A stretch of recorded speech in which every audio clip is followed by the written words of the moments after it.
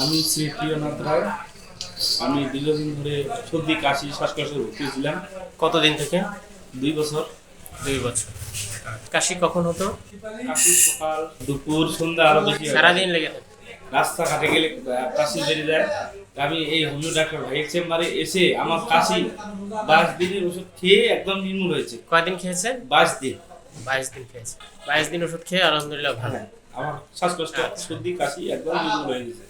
তাহলে 22 দিন ওষুধ খেলেন, আপনার কাশি নির্মূল সর্দি হয়ে গেছে। কাশি শ্বাসকষ্ট যা ছিল আচ্ছা। সব নির্মূল হয়ে গেছে। তবে ওষুধটা আপনাকে আরো কিছুদিন খাইতে হবে। খেতে হবে। ডাক্তার এটা বলছে হলো- আর ওষুধটা কিছুদিন খাওয়া আরো চলবে। কিছুদিন খেতে হবে। এটা হলো আমার পক্ষ থেকে আপনার জন্য পরামর্শ।